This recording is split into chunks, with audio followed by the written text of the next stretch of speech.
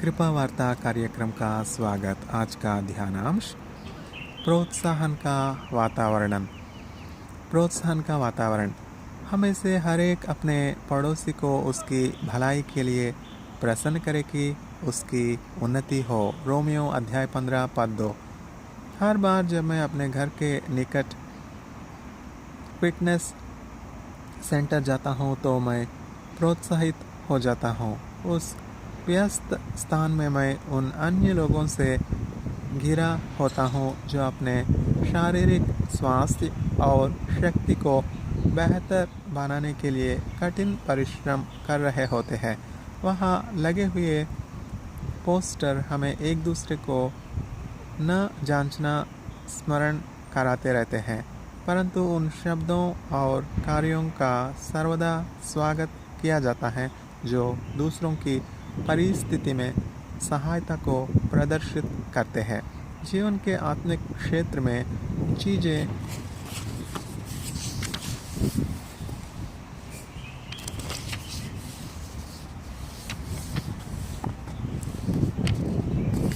किस प्रकार होनी चाहिए, यह उसकी एक सटीक तस्वीर है।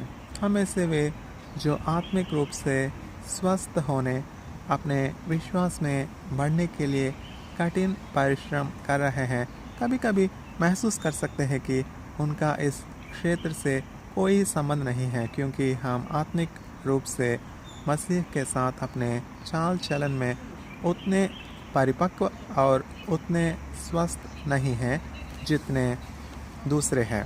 पौलुस हमें छोटा परंतु सीधा सुझाव देता है। इस कारण एक दूसरे को शांति दो और एक दूसरे की उन्नति का कारण बनो। थिस्सलुनीकियों अध्याय 5 पद 11। और रोम के विश्वासियों के लिए उसने लिखा, हमें से हर एक अपने पड़ोसी को उसकी भलाई के लिए प्रसन्न करे कि उसकी उन्नति हो। रोमियो अध्याय 15 पद 2।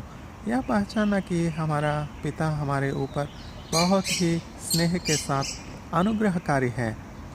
आइए हम दूसरे लोगों को प्रोत्साहन के शब्दों और कार्यों के साथ परमेश्वर का अनुग्रह दिखाएं। जब हम एक दूसरे को स्वीकार करते हैं, आइए हम अपनी आत्मिक उन्नति के लिए परमेश्वर पवित्र आत्मा के कार्य पर आधारित हो। और जब हम प्रतिदिन उसके पीछे चलने का प्रयास करते हैं तो हम यीशु में अपने भाइयों और बहनों के लिए प्रोत्साहन का वातावरण बनाए जब वे अपने विश्वास में बढ़ते हैं। प्रभु, आज मुझे दूसरों को प्रोत्साहित करने में मेरी सहायता कीजिए।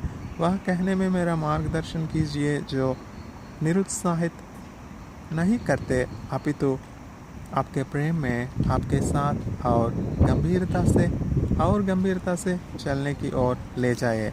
प्रोत्साहन का एक शब्द हार मान लेने और डटे रहने के बीच अंतर पैदा कर सकता है।